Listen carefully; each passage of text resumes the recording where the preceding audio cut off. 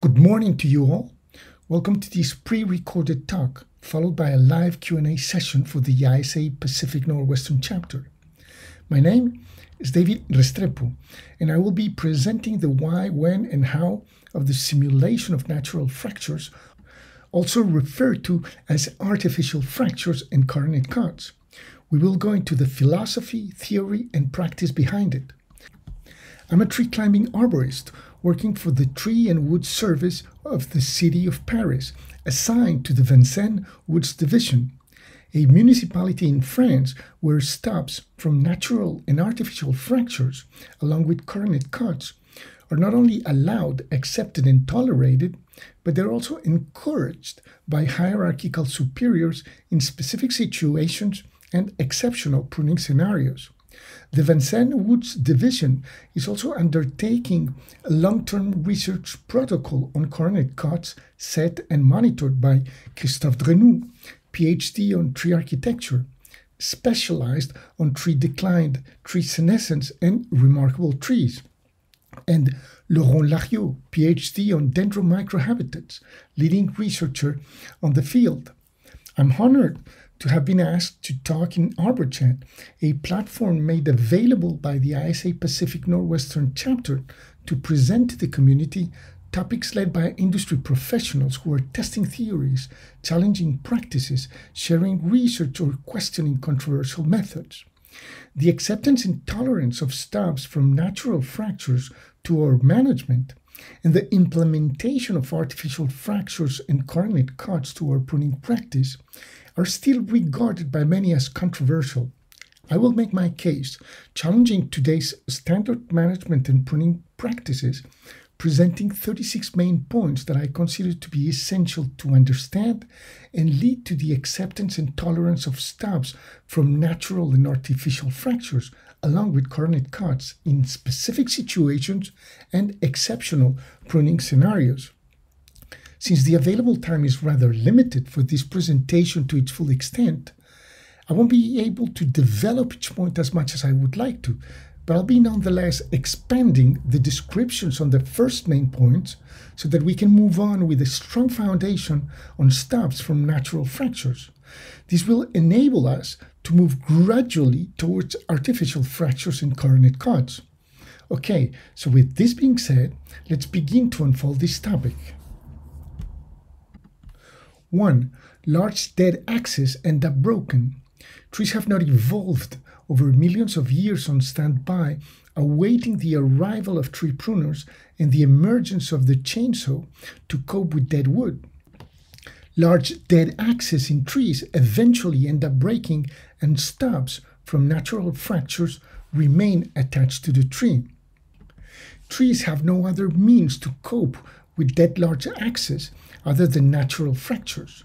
Thick dead branches cannot detach from the parent axis from the base, as may happen with thinner branches subjected to natural pruning. They end up breaking, and a stub remains attached to the tree. When we're removing large dead axes, and that we go all the way to the sound wood without any other reason than removing the dead wood, we're going beyond the scope. Why damage living tissue if we can do without? When dead axes break, they usually break in a natural fracture point within the dead axis. Imagine that you're getting a manicure, and that instead of cutting your nails, they cut your fingers. Even though the aim is achieved, the intervention is way beyond the scope. In recent years, tree architecture has done enormous progress in its application in arboriculture, interpreting decline and vitality in trees, notably with the Archi method introduced by Christophe Drenoux. A tree can present decline in its upper crown and yet still be resilient, full of vitality, depending on the nature and location of substitute shoots. To paraphrase Drenoux, we often hear people saying that the more a tree is covered with suckers, the more declining it is. Instead, we should be saying the more a declining tree is covered with vigorous substitute shoots, the better chances it will have from being resilient. In this slide, we can appreciate an upper crown descent, not to be confused with retrenchment. Both are means of resilience, But an upper crown descent is the result of an architectural metamorphosis. A retrenched tree settles to a lower part of its initial crown without actually generating a new one. The difference can be appreciated in the thickness of the branches. In an upper crown descent, the branches composing the new crown are not proportional to the original trunk. We can see that they have been produced afterwards. The descent can take place either within the original crown or lower. A retrenched tree retrenches to lower main structural branches that remain intact. Some species are incapable of an upper crown descent. They can only retrench, like certain pine trees that are unable to produce substitute shoots. In the city, tall bare trunks are the result of regular crown lifting. The moment we stop that practice, the tree may go into an upper crown descent, and even though it presents decline on the uppermost crown, it may be full of vitality, changing from a dense space growth habit to an open space growth habit. The Arthur Hugh Clough Oak's upper crown descent is a classic time-lapse example of this type of architectural metamorphosis. Contrary to what is generally taught in many circles, upper crown descent and retrenchment are not characteristic of a particular stage of development. They are physiological states of reaction that can happen at any ontogenic stage. 2. Natural fractures are inherent in some species. Most conifers and some hardwoods like red oak, wild cherry, and many poplars do not shed branches detaching from the base. The only way is through a natural fracture. A stub, as a result of a natural fracture, always remains attached to the tree in the mid and long term. In many eucalyptus species, dead branches as a result of natural pruning also leave stubs from natural fractures attached to the trunk. These are later ejected by pressure exerted from the expanding stem, coupled with the production of gum. Stubs from natural fractures are everywhere, not only in broken axes that we can see in wooded areas, but they're also inherent in some species. We've been conditioned throughout the years by textbook recommendations telling us that all stubs, regardless of the species and their nature, are an open entry for pathogens and that they should be removed, regardless of whether they be the result of natural pruning or not. At one time or another, we've all seen conifers in the countryside, in natural wooded areas, exhibiting stubs all along their trunks. It's a natural condition for certain species. When we see pine trees and many other conifers and even certain poplars with bare trunks without any stubs all along, it's quite probable that they have been crown lifted or that the trunk has swallowed the stub as it increases in girth. In the case of eucalyptus, it's quite probable that the remaining stub after the fracture may have been ejected by pressure exerted from the expanding stem. In wood production, this has serious consequences because these species produce black or dead knots in the wood. That is, the dead cone remains in the wood, and when the wood is exploited, the black knot may separate easily. This illustration from Burchell et al. Emphasizes this peculiarity in most conifers in contrast to most hardwoods. In wood production, in order to cope with this, branches are cut at an early stage while they're still alive, resulting in a green or live knot, which adheres and therefore does not separate from the wood. 3. Following the senescence of branches, a predetermined natural fracture point is in place by the production of antiseptic substances. Regarding fractures occurring after the senescence of branches, antiseptic substances are mobilized in the protection zone before the fracture. In certain species, particularly in conifers, the production of these antiseptic substances, coupled with resins, is particularly intense. They extend over a great length along the axis, emplacing a predetermined natural fracture point at their limit, thus protecting the resulting stubs from decay for several years. In most hardwoods, the protection zone is established at the base of branches. It's an abscission layer prior to cladoptosis, the shedding of branches, at a larger scale than leaves and twigs. However, in many conifers and certain hardwoods like wild cherry, red oak, and many poplars and eucalyptus, branches are not shed in the same way. They are not detached from the base. When the branch dies, it remains attached to the tree and it ends up breaking over time, leaving a stub from a natural fracture.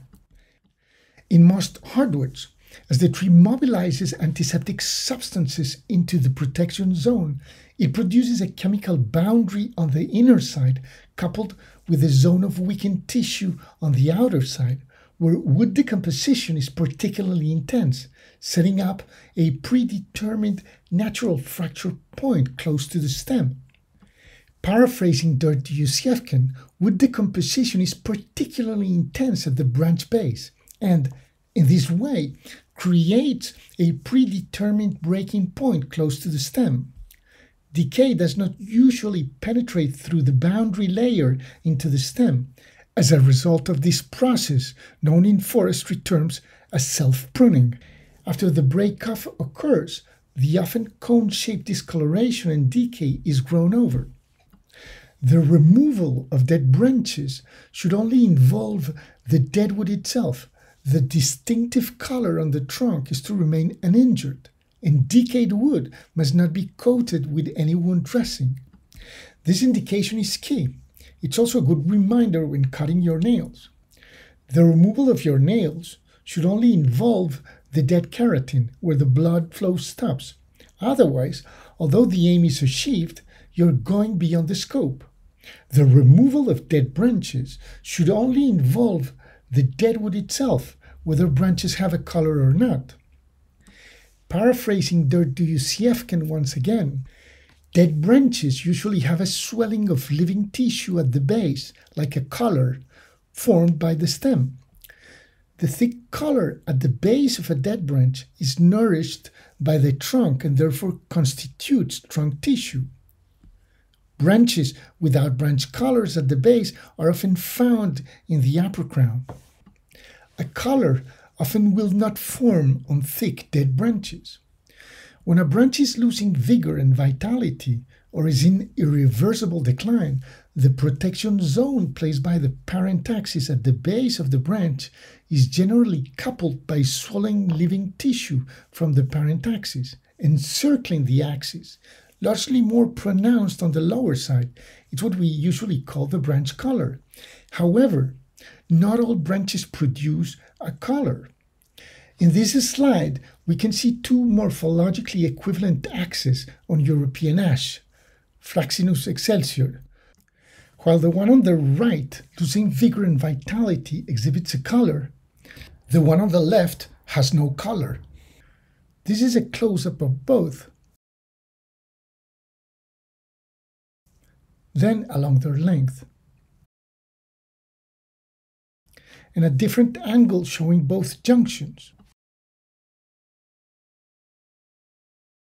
This is on a young common walnut, Euglans regia, again with two morphologically equivalent axes. While the one on the right, losing vigor and vitality, exhibits a color, the one on the left has no color. 4.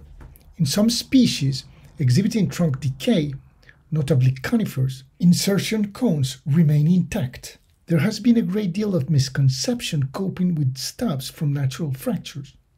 In many species, notably conifers, we can see in hollow trunks how dead branches leave insertion cones intact, revealing the fact that the invasion of pathogens never breached the branch protection zone. These insertion cones are the remnants of dead branches prior to trunk decay. They are accountable for black knots in clear wood production. We are quite familiar with them. It's not unusual for us to see them in pruning guides of all sorts, displaying samples of insertion cones intact, surrounded by annual rings. Some of these typical samples actually show laminated, separated annual rings from the trunk in a very similar fashion to Alex Scheigo's branch-to-stem attachment model. The visible, separated annual rings surrounding the insertion cone are the result of certain types of wood rot that laminate the decay wood, separating annual rings from the trunk while the branch insertion cone remains intact. These samples pretend to prove the branch-to-stem attachment hypothesis introduced by Scheigo in 1985. However, the only thing they show is an insertion cone intact, surrounded by annual rings from the trunk. Scheigo's hypothesis presents an empirical overlapping colors model. It claims that the branch tissues grow early during the spring, while the trunk tissues grow late during the summer, thus creating intercalating annual ring layers, referred to as overlapping colors. With this reasoning, Scheigo concluded that trunk colors overlap branch colors each growing season at the branch-to-stem junction, supposedly reinforcing the junction. Although this apparently clear and concise explanation seems to make sense and is still widely accepted, it's utterly wrong. Ed Gilman, in his popular pruning guide referring to the sample on the right, states, "Trunk colors and old wood associated with the trunk have completely decayed, leaving only branch wood." This is a misleading statement. Judge for yourself. This sample from a young conifer that I happened to stumble upon in the woods bears insertion cones intact and kept together by the trunk's annual rings and heartwood. There is absolutely no overlapping colors in this sample. All the wood besides the insertion cones belong to the trunk. Even though diffuse porous species like beech, plane, and maple, Fagus, Platanus, Acer, are asynchronous with respect to cambial activity and may fit Scheigo's hypothesis, in ring porous species like European common oak and ash and American elm, Quercus robur, Fraxinus excelsior, Ulmus americana, the cambial activity occurs almost simultaneously throughout the whole stem. So the overlapping color hypothesis, based on asynchronous cambial activity, does not fit ring porous species. What is ironic is that when Scheigo presented his hypothesis in 1985, he displayed a couple of samples of red oak in his article, a ring porous species with no asynchronous cambial activity, thus invalidating his hypothesis. Also, if Scheigo's empirical model were correct, the wood grain direction within each annual ring would have to change orientation. There should be a consistent flipping of the wood grain orientation at the branch junction. If the branch grows a color and then the trunk grows a color, there must be a change within an annual ring for the model to be correct.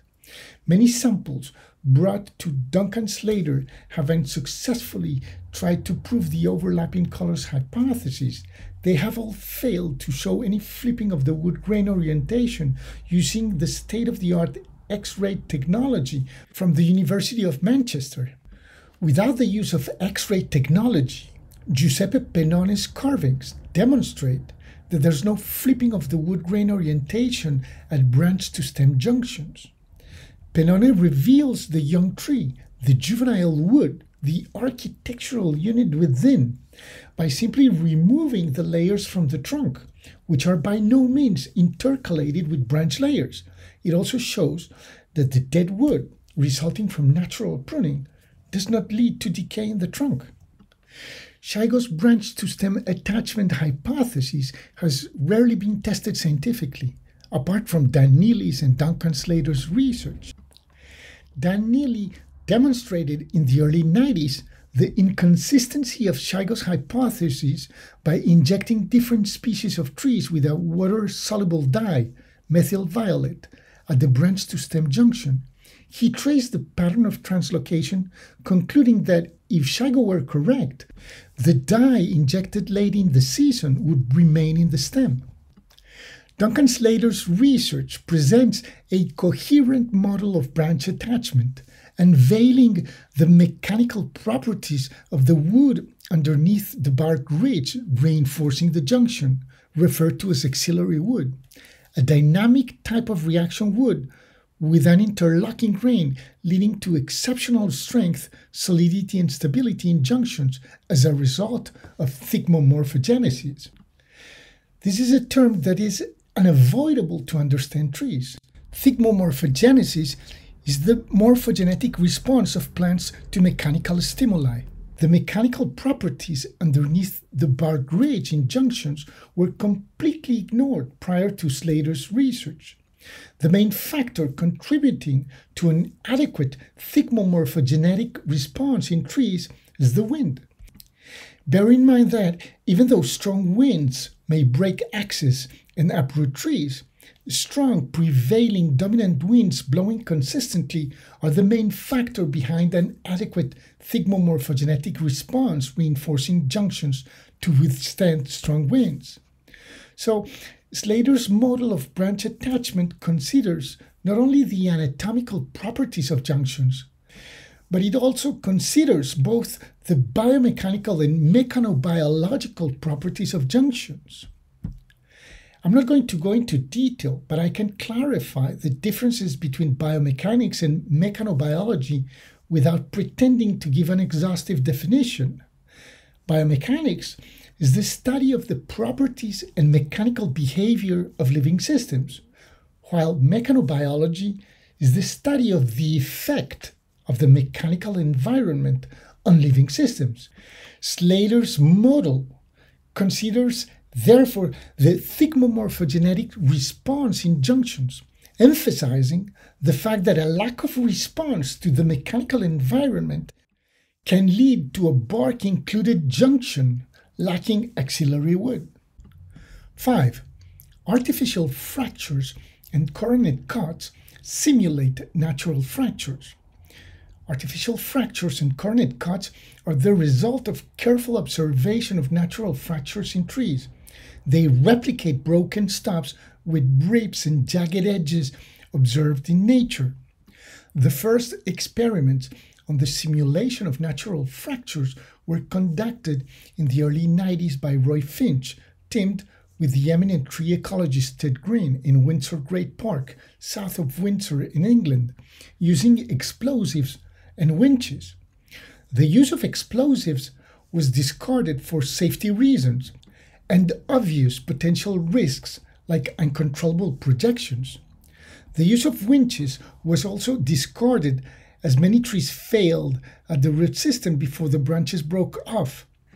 There has also been continuous record of marginal use of explosives in Sweden while carrying out experiments in nature reserves and during tree training and workshops. Coronet cuts were introduced by Neville Fay practically 20 years ago, making a distinction between natural fracture pruning, tear or rip cuts, in contrast to coronet cuts, chainsaw jagged edges cuts. Although the term natural fracture pruning, analogous to natural target pruning, is seducing as in NTP, NFP, there's a flaw in it. Unlike natural target pruning, where cuts target the limitations of natural pruning, we have no way to replicate the natural point of fracture of an axis when we carry out an artificially induced fracture. So nowadays, it's more common for practitioners to refer to it simply as fracture pruning. The jagged edges in coronet cuts with spikes sticking out are reminiscent of a crown or coronet. Thus the term employed by Neville Fay. Both artificial fractures and coronet cuts simulate natural fractures, but bear in mind that an artificial fracture is generally superior to a chainsaw-executed cut. I will address the differences in detail further on, and some may wonder, what's the point of making a coronet cut if it doesn't have the same qualities and properties of an artificial fracture? A coronet cut still has comparable qualities and properties in every aspect if it's properly executed, although not as authentic as an artificial fracture. The key is to understand natural fractures and make a conscious effort to replicate them as accurate as possible. This being said, there are times for security reasons when artificial fractures are not possible to put in place.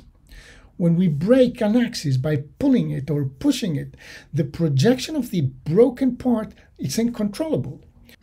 The circumstances must always be analyzed, and the worst scenario must be considered, taking adequate precautions accordingly. Also, bear in mind that the bigger the section, the lower the possibilities of carrying out an artificial fracture.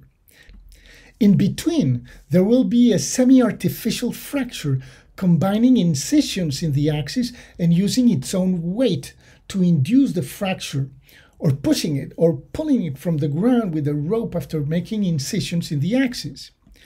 Depending on the quality of the incisions made, finishing touches may be necessary to replicate a natural fracture properly. This is a short video taken from the internet illustrating a semi-artificial fracture with incisions and pulling it from the ground.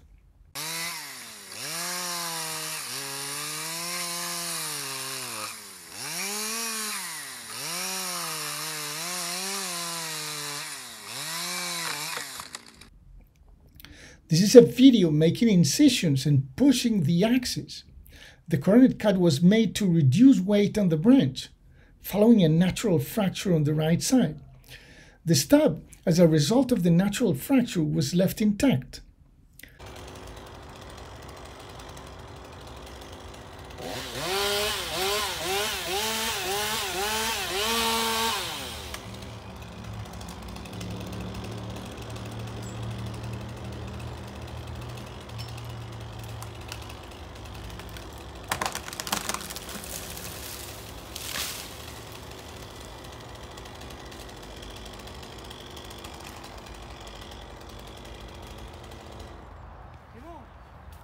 J'y garde.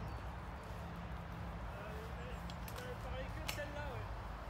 Comment? Ouais, il m'a dit que c'était que ça. Ok, bah je laisse, hein. Là, ça lui a enlevé du poids, je pense, déjà. Ouais. Elle est bien remontée, la machine. Excellent. C'est ouais, bon, laisse comme ça. Hein. Ça fait bien d'en bas ou pas? Excellent. Merci. Super.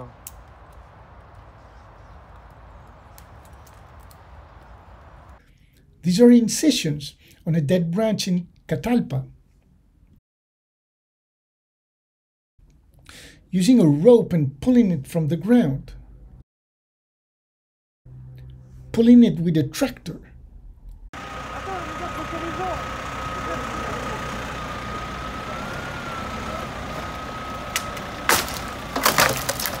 Excellent. The resulting semi-artificial fracture. A coronet cut can be largely improved by using a hatchet, although bear in mind that we don't have personal protective equipment to do it safely.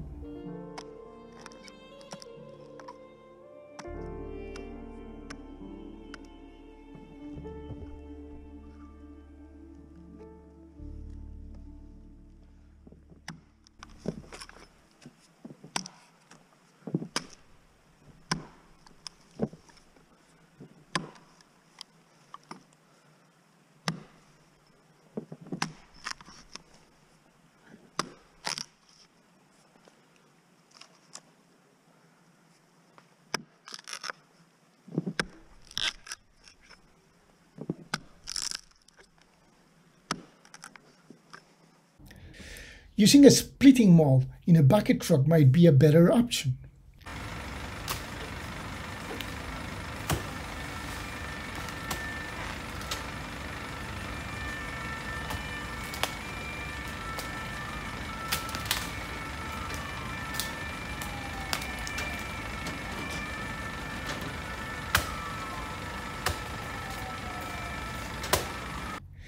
Here's the tree before, presenting a dead top with a previous intervention far away from being harmonious, and after the coronet cut to remove the dead top.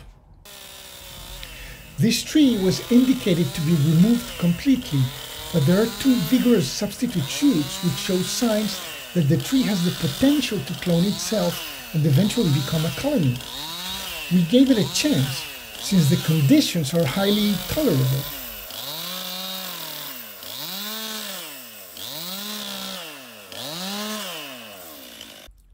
The cornet cut was finished with the splitting maul.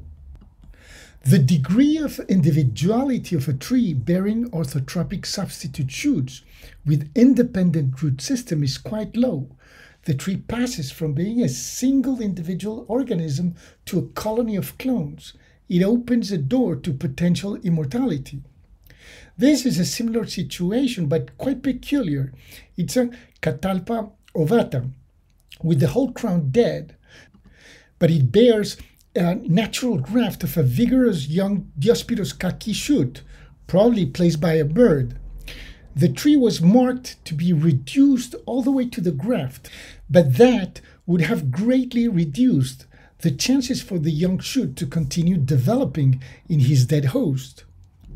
We broke all the branches by pulling them with a rope and left all the stubs demonstrating tenacity and resistance.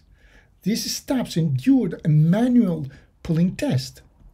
The development of the young vigorous substitute shoot will be closely monitored, and if necessary, we will make future manual pulling tests to check the reliability of the dead wood on the crown. But as of now, the dead crown continues to protect the young shoot hosted by the nearly dead tree. As the tree continues to decay, chances for this young substitute shoot to develop an independent root system increase. These are samples from the broken branches. This is also an artificial fracture to remove dead wood for safety reasons in the site, using a throw line to attach the rope and pulling it with a tractor.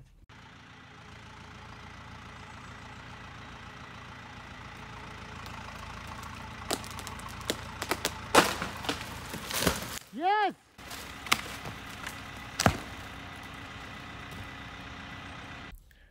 The tree before and after. The main resistance and opposition to the acceptance and tolerance of natural fractures into our management, and the implementation of artificial fractures and coronet cuts into our pruning practice comes from us, arborists, tree technicians, and managers of the arboreal patrimony. If we come to terms amongst ourselves, the general public will follow. Aesthetics and biodiversity are often evoked as the primary reason when referring to stubs from natural fractures and artificial fractures, along with coronet cuts. This is the main reason why we have dismissed this practice so far. Some don't give a hoot about biodiversity, and even if they do, they fail to see the tree as an ecosystem. Regarding aesthetics, the judgment is completely subjective, entirely based on feelings of likes and dislikes. And some are so used to making what they believe to be proper cuts no matter what, that they fail to see beyond their judgment. This has nothing to do with aesthetics. Aesthetics is governed by subjectivity. I like it and so do you, but they don't like it. The simulation of natural fractures is an argument of natural harmony. A straight heading cut is unnatural. A coronet cut, just as an artificial fracture, blends harmoniously in the landscape. If we want to implement fractures into our management and our practice, above all, we have to put forward the tree biology aspect, coupled with criteria on natural harmony. The biodiversity aspect will eventually follow effortlessly. 6. Stubs from artificial fractures and coronet cuts go unnoticed over time. Stubs from artificial fractures and coronet cuts blend into the landscape and go unnoticed over time, finding natural harmony with the tree and its environment. These rare time-lapse coronet cut photos taken over a span of 10 years are from David Humphreys, a tree-climbing arborist that contributed fostering coronet cuts throughout the years in sites such as arbtalk.co.uk and treebuzz.com. In specific situations, when removing large dead axes or in exceptional pruning scenarios, where we must inevitably derogate from the laws behind natural target pruning cuts, cornet cuts provide an alternative to leaving a stub with an unnatural, neat, straight heading cut perpendicular to the axis forming a right angle. In nature, there are no straight lines or right angles. Gaudí, the famous Catalan architect known for integrating laws of nature into the design of his buildings, used to say, "There are no straight lines or right angles in nature, therefore buildings should not have straight lines or right angles." We all have seen it or done it at one time or another. When we reduce the length of a branch and the only possible relay makes an approximate right angle, it breaks the natural form of the tree, its harmony. Cornet cuts blend into the landscape, going unnoticed over time. The closer a cornet cut replicates a stub with a natural fracture, the more it goes unnoticed. In order to replicate them accurately, we need to get familiar with natural fractures. These are samples from natural fractures. It helps to keep them handy to get the feel. There are two main distinct forms of garden design, two main influences. Although apparently distant from each other, French and Japanese gardens are both extremely close. They both seek total control of nature. Shapes are not allowed to have natural forms. This influence leads to a rigid symmetry of unnatural shapes, where we can see everywhere right angles, straight lines, and all sorts of perfect geometric shapes. On the other hand, we have Chinese and English gardens. Although apparently distant from each other, they also are both extremely close. They allow natural shapes, prioritizing free forms, where we rarely see straight lines or right angles. The French and Japanese influenced gardens need constant maintenance, while the English and Chinese influenced gardens know so much, as they blend with the landscape. In the early 18th century, England managed to step away from the rigid symmetry of the straight-lined architecturally designed gardens, influenced by the dominating French and Italian Renaissance styles across Europe. They were replaced with a Chinese influence, getting rid of straight lines and right angles and introducing serpentine curves, prioritizing asymmetrical free forms that led to a much more natural appearance in landscapes. Culturally, the English were prepared to accept and tolerate stubs from natural fractures and implement cornet cuts. A similar thing happened in France at a much lower scale. The city of Paris has two main woods, Les Bois de Vincennes and Les Bois de Boulogne. The management in Vincennes is radically different. It's strongly focused on ecology and biodiversity.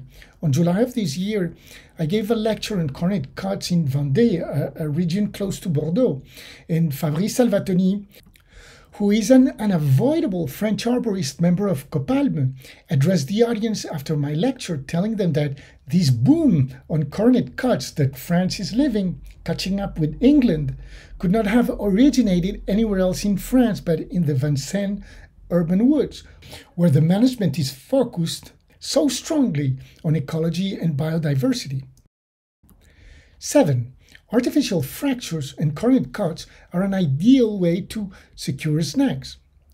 With the current biodiversity awareness, we are increasingly led to apply principles of environmental arboriculture in urban contexts. Artificial fractures and cornet cuts allow living snags with a natural aspect. We've all seen dead trees left for biodiversity, looking like coat hangers. It's very ambiguous. Without the removed parts, it's hard to tell whether the tree died for other reasons than topping. It leaves traces that are difficult for the general public to interpret otherwise. It never goes unnoticed. However, when we reduce a dead tree, leaving stubs with a natural aspect, passers-by may say, this tree was damaged following a storm and it has been conserved for biodiversity. We don't leave enough snags in urban areas. We could do otherwise in parks, squares, gardens, even in certain alignments, or in the case of certain isolated trees. Instead of cutting down stumps from felled trees all the way to the ground level, we could do otherwise. If the removed trees are not going to be systematically replaced in the same place, part of the trunk could be left standing, high enough to protect biodiversity from all sorts of factors that disrupt its proliferation in urban contexts, and low enough to ensure the safety of the site. 8. Reasoned artificial fractures and cornet cuts are not a form of malpractice. Artificial fractures and cornet cuts concerned reasoned atypical pruning practices outside the norm, during specific situations and exceptional pruning scenarios, in order to affect the tree the least and yet meet societal exigencies and expectations. What we see in this image is the result of a specific situation.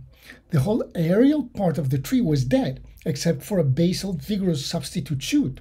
Instead of felling the tree all the way to the ground level, a tall stump was left to give the opportunity to the basal substitute shoot to develop and replace the original tree. As the stump continues to degrade, the chances for this substitute shoot to generate an independent root system get higher.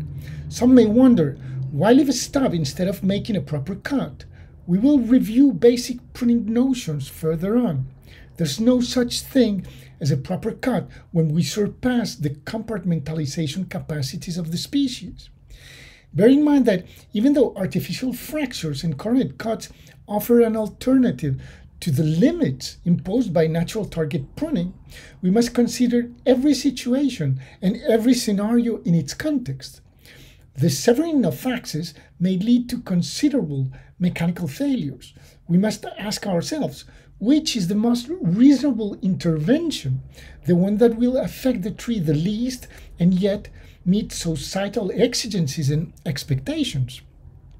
Unfortunately, our role as arborists is not to do the best for the tree. Our role is to find a balance as mediators between the inevitable social and political pressures and demands and doing our best to intervene according to our acquired knowledge and experience, within reason. We must find the best solution. Failing to do so, before letting the chainsaw do the thinking, we may seek help from other practitioners who have more knowledge or more experience than we do, in order to meet those societal exigencies and expectations and yet intervene in the most reasonable way possible. Felling the tree all the way to the ground level should be the last option available. Before felling a tree, we must consider the loss of benefits to the environment and our quality of life. Being complaisant to societal and political pressures and demands without considering the biological requirements for the tree, coupled with a lack of qualification from practitioners who take decisions without being competent and without resorting for help from specialists, is the main reason for the detrimental state of our arboreal patrimony in many places around the world. 9. Natural fractures disunite wood fibers, unlike straight-heading cuts. The distal ends of stubs from natural fractures exhibit splits of wood with disunited fibers along the grain after a certain point, analogous to cleft wood, drying faster and acquiring similar properties. This point may be a little complex, but it's important to be aware of the direction and resistance of fibers when we execute cornet cuts. It makes it easier to replicate natural fractures. Paraphrasing Gerard Pasola, who introduced me to cornet cuts in Oaxaca, Mexico in 2013, while giving a lecture on the management of remarkable trees, when a rib fracture occurs, fibers break by their weakest point, leaving certain fibers intact along the grain at some point. Collateral fibers end up drying out and dying, but they do so in a different way than they would if they were cut across the grain by a mechanical tool. If we understand wood as an assembly of fibers, similar to a Lego game, it's not the same to break up a Lego construction by disuniting the Lego pieces from each other than it would be by cutting the pieces across with a chainsaw.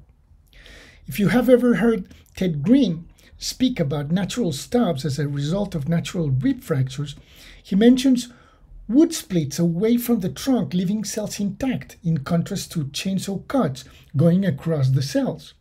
Both Green and Pasola compare the exceptional resistance and durability of split wood, also referred to as cleft wood, to natural fractures.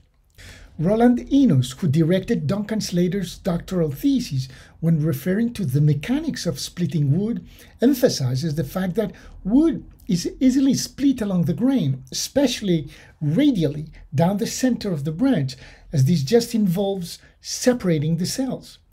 Bear in mind that the center of the axis is not its geometrical center, but its biological center, the pith.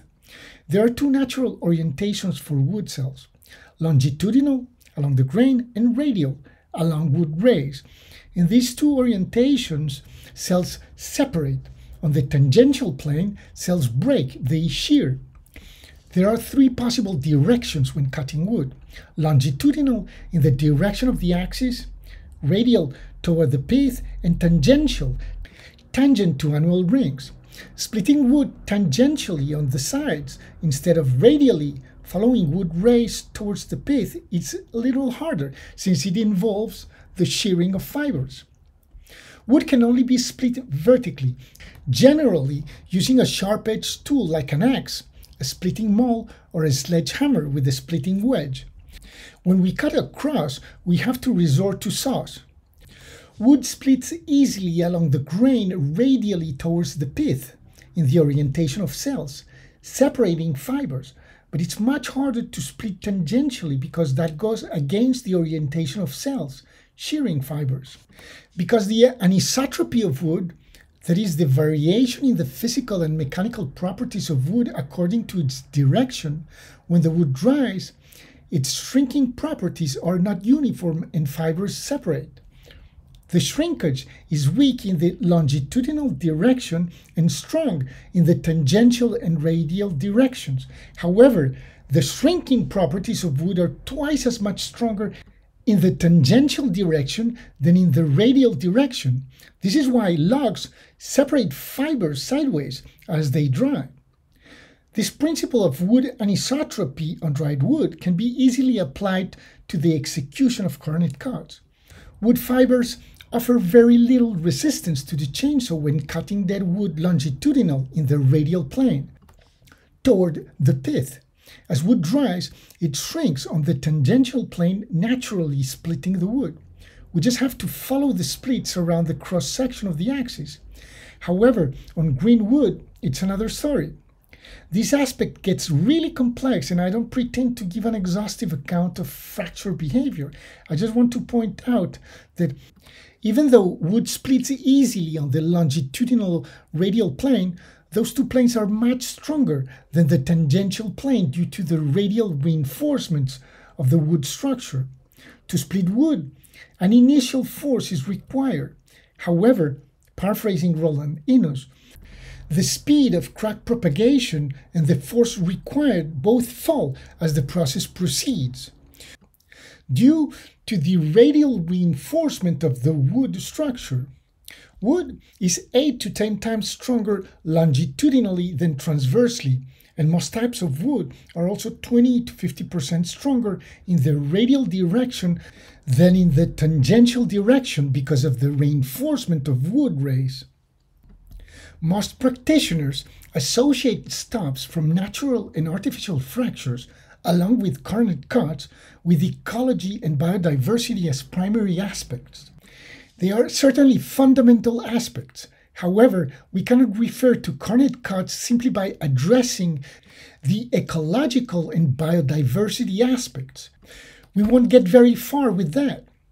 If we are serious about it, we have to address the anatomical and biomechanical aspects. When Ted Green and Gerard Pasola make an analogy between rib fractures and cleftwood, they are emphasizing the exceptional resistance and durability of stops from natural fractures. Even though natural rib fracture stops offer habitat and hiding places to all sorts of invertebrates, as well as hosting bacteria and fungi, they share similar qualities of resistance and longevity as cleftwood. However, bear in mind that we still need quantifiable data from research backing up these claims. Cleftwood means wood separated by layers. When wood is dissected by the grain, it acquires exceptional resistance and longevity. For example, when we're stacking firewood, splitting it not only makes it easier to store since it takes up lesser space than logs, but it also dries faster, giving it more resistant to decay in the open air.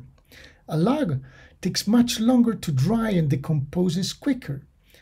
Splitting the wood greatly increases the area of evaporation of moisture contained in wood, since the bark retains evaporation and moisture in it. It dries much faster. Man has been splitting wood since prehistoric times. The exceptional resistance and durability of cleft wood has been exploited throughout history to withstand outdoor exposure, such as wooden railroad ties in traditional railways. Traditionally, wood is still used, especially in the UK and Scandinavian countries where they build very strong fences. These fences blend into the landscape in a very harmonious way, since cleftwood is devoid of straight edges absent in nature.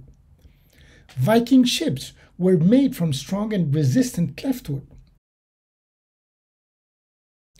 The word ski comes from Old Norwegian, Old Norse, spoken in Norway during the Middle Ages. It means cleft wood. The first skis were made with splitting wood. A chainsaw will never reproduce the quality of wood splitting of a natural or artificial fracture, although we can optimize our performance by using specifically optimized chains. There's a downside to simulating natural fractures with regular standard chainsaw chains, instead of tearing and ripping the wood manually. In wood cutting, there are mainly two ways to execute cuts: crosscuts and rip cuts. Arborists exclusively use crosscuts. Crosscut saws and chainsaw chains are optimized for cutting across the grain on the transversal plane. We rarely cut along the grain in the orientation of the stem. We are practically cutting across all the time. Rip-cut saws and chainsaw chains are specifically optimized for cutting along the grain in the longitudinal plane. They are often used in sawmills and all sorts of woodwork. Saws are differentiated by their teeth. In crosscuts, the teeth are straight and they work like knives. In rip-cuts, they are tilted and the teeth work like chisels. They make their way in by ripping the wood, separating fibers. Standard crosscut chainsaw chains are usually sharpened at an angle of 25, 30, or 35 degrees. Rip-cut chains are sharpened at an angle of 10 degrees. Crosscut saws need more teeth than rip-cut saws, just as crosscut chains need more cutters than rip-cut chains. But there are also other subtleties. If we want to optimize our performance, we need a specifically optimized rip-cut chain. Not only it makes the execution easier, but it separates fibers instead of shearing them. Granberg International makes special design chains for rip cutting of all sizes, which is rare. They have 2 scoring cutters followed by 2 clearing cutters. It's specifically designed to optimize performance, leading to more stability, less vibration, a smoother finish, and drawing less power. These are some of the available chains in the market from other manufacturers.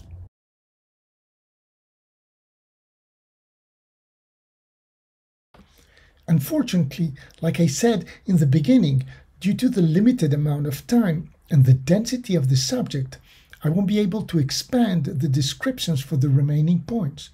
This being said, we now have a strong foundation on the subject that will enable us to assimilate the remaining points. 10. The vestiges of broken branches constitute the most resistant part of the failed axis. Usually a natural fracture occurs at the weakest point of the axis, leaving behind stronger tissue. The vestiges of broken branches remaining attached to the tree constitute the most resistant part of the failed axis, having shown resistance and tenacity. Often, arborists may evoke an argument of safety, questioning the reliability of stubs from natural fractures. A stub that survives a failed branch withstands a natural pull test. 11. Reaching stage 4 of saproxylation can take from 10 to 15 years, even longer. In the forest, following a fracture in a main branch, leaving a stub of about a meter, about 3 feet, before it reaches stage 4 of saproxylation, managing to detach and fall to the ground spontaneously. If there's no emission of substitute shoots at all, this can take in the midterm between 10 and 15 years for the majority of forest species. If there are substitute shoots, depending on their nature and vigor, this can be stretched over the long term. Saproxylation is the term employed to refer to the process of wood decay. Deadwood is full of life. The presence of different saproxylation stages allows for a greater diversity of species. In terms of safety, if there are potential targets, the stage of saproxylation may be an indicative criterion for the length of the stub that we may leave from dead branches. There are 5 stages of saproxylation. They can be consulted in the Swiss Field Guide to Dendromicrohabitus 2020 by Butler et al. Featuring Lariot. It's actually called Field Guide to Tree-Related Microhabitats, an outstanding guide. 12. Natural target pruning cuts have undergone rigorous research. Cuts targeting natural pruning are the result of careful observation of natural pruning and research testing the angles of pruning cuts and their width. The most extensive research in this area has been carried out by Duyusievkin et al. Over a period of about 10 years. A total of 750 cuts made from 150 urban trees were rigorously monitored and analyzed. 13. Natural pruning rarely exceeds 10 centimeters in diameter. Natural pruning as an inherent process results in the loss of twigs, branchlets, and branches up to about 5 centimeters, about 2 inches. Exceptionally, up to 10 centimeters, about 4 inches in diameter. 14. Cuts targeting natural pruning are indivisible of their specified width.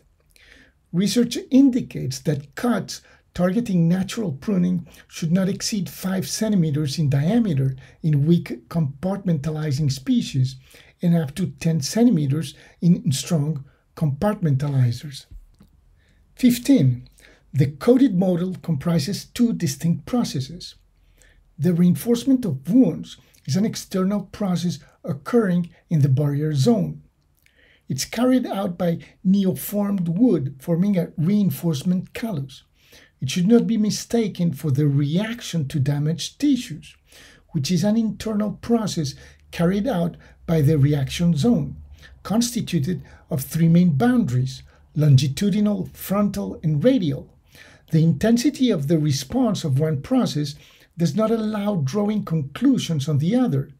Poplars, for example, produce very strong reinforcing calluses, but their reaction to damaged tissue is very weak.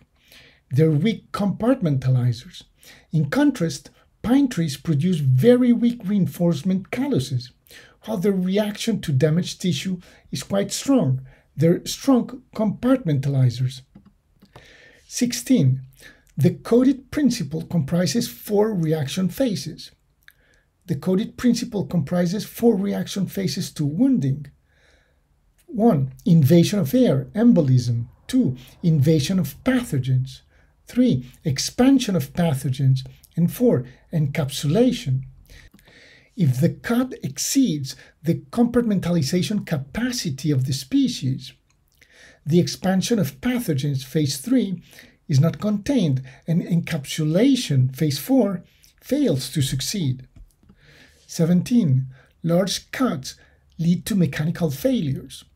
In specific situations, when removing large dead axes, or in exceptional scenarios where one must inevitably derogate from the laws behind natural target pruning cuts, large cuts at the base of branches lead to mechanical failures. The inability of the parent axis to compartmentalize effectively due to the size of the cut eventually leads to significant complications. 18. Rectifying large stubs from natural fractures goes against the norm. Trees have not evolved over millions of years on standby, awaiting the arrival of tree pruners and the emergence of chainsaws to cope with natural fractures. Rectifying stubs from natural fractures in order to make a neat proper cut at the base is detrimental if it exceeds the compartmentalization capacity of the species. 19. Artificial fractures and coronet cuts are an alternative to large cuts on axes without relay. When removing a large branch at the base is not a reasoned option, and there is no relay possible, the alternative is to leave a stub. The option then presents itself either to simulate a natural fracture in harmony with the nature of an accident or to make a shocking and graceless straight-heading cut. 20. Forks do not have a protection zone. The arising axes in forks do not have a protection zone at the base. Removal of one of the axes often results in necrosis at the lower edge of the wound. 21. Artificial fractures and coronet cuts can contribute to non-pruning in deadwood management. Non-pruning should be seen as a viable management option. If there is a need to remove deadwood with a risk potential to the site safety, artificial fractures and coronet cuts on deadwood are a complementary, non-intrusive option. 22. Trees need deadwood. We have been systematically removing deadwood from trees for years, whether for our safety or for aesthetic reasons. Again, trees have not evolved for millions of years on standby, awaiting for the arrival of tree pruners and the emergence of chainsaws to finally be able to cope with dead wood. The tree ecosystem depends on it. 23. Dead wood continues to fulfill a mechanical function coping with wind load. Dead wood continues to play a fundamental role for the tree coping with wind load until the dead axes eventually break off over time. The tree's adaptation to wind load with missing axes is achieved in the mid and long term. 24. The severing of axes compromises damping of oscillations and wind dissipation. Studies show the important part of foliage and fine branches in the damping of oscillations, more than 40%, and conversely, the low contribution of the stem, less than 10%, to damping. In other words, pruning a tree to reduce its wind load leads to dangerously reducing its damping capacity.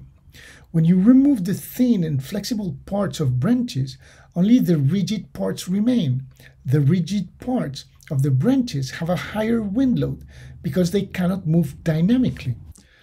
25. In strong winds, the breaking of a branch acts as a fuse, lessening aerodynamic solicitations. If the winds are too strong, branch failure happens as a survival strategy, instantly changing the shape of the tree, improving its aerodynamics, drag coefficient.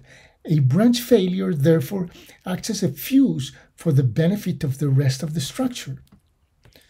26. Large roots cannot bear pruning. Tree roots can also undergo natural fractures as a result of soil movements. However, their reactions are unknown in contrast to artificial severings.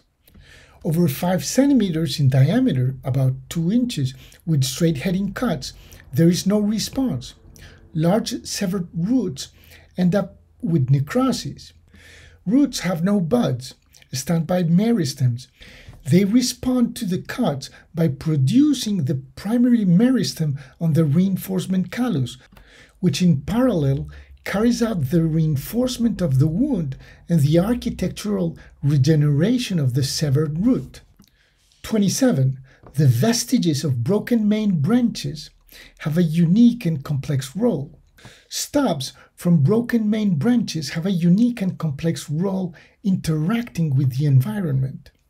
These are dendromicrohabitats, providing associated communities, both deadwood and splits.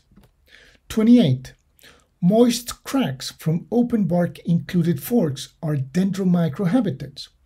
An open bark included fork creating a moist crack is a dendromicrohabitat, sometimes associated with a microsoil of the crown. The exogenous organic matter deposited forms a microsoil suitable for aerial root development, with the potential to create independent root systems from the original tree. When there is a crack in a fork, usually an accidental fork, the wood fibers split apart. For the manager, this type of dendromicrohabitat is associated with a potential risk related to the safety of the site. But in tree time, if aerial roots are generated from the fork's arising axis, or later developed substitute shoots, and these become independent of the original tree, a door to potential immortality is opened. 29. We are quite familiar with dendromicrohabitats. We have been referring to them for a long time as structural defects. These morphological singularities, which we call structural defects by default, seldom exceed an acceptable or tolerable level of risk. In some cases, they may represent a high potential risk for our safety, but this is rare.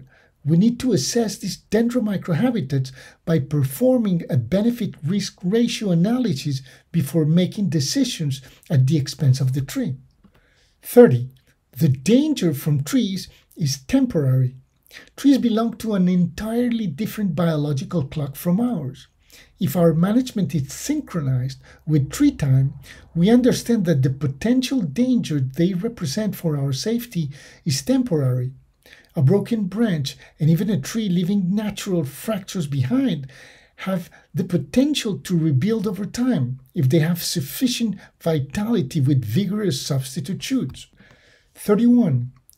The urban tree canopy is a sanctuary for biodiversity in the city.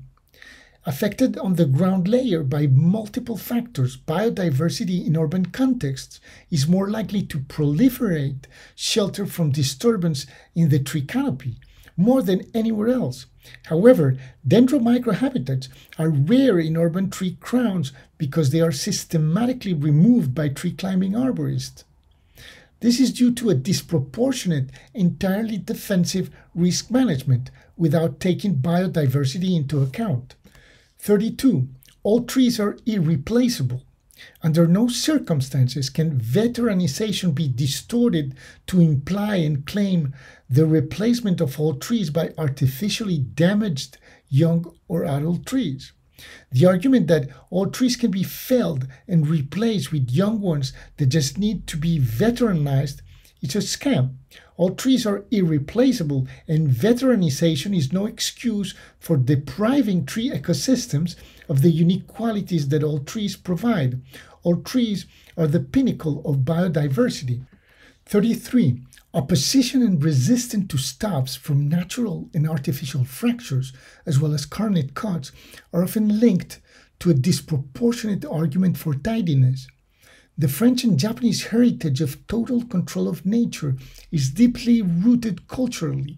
However, this is a notion devoid of elementary observation of nature. Natural fractures are everywhere, not only on broken axes that can be seen in wooden natural areas, but they are also inherent in some species. 34. It is imperative to accept a tolerable level of risk in order to preserve, optimize, and maximize the benefits of trees. The management of dead wood and tolerance to dendromicrohabitats in urban contexts go hand in hand with the management of risks associated with trees. Decisions should not be taken from a purely defensive perspective. Above all, they must be reasoned, balanced, and proportionate. It is imperative to accept a tolerable level of risk in order to preserve, optimize and maximize the many benefits that urban trees provide to the environment and to our quality of life. 35. The simulation of natural fractures requires adequate safety measures. When making artificial fractures, practitioners must be extremely vigilant. Whether breaking dead wood by pulling it, standing on it, or pulling it from the ground with ropes, the risk of injury increases. Moreover, the projection of the broken part is unpredictable, therefore difficult to control. As for the use of the chainsaw, the positions are unusual. This requires adapted handling and extra precautions. Safety measures should never be overlooked. 36.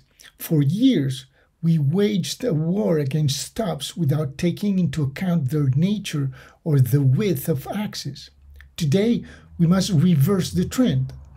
In order to reverse the trend, it's imperative first to recognize specific situations where fractures emanate common sense, without objection or resistance from managers, practitioners, or the general public.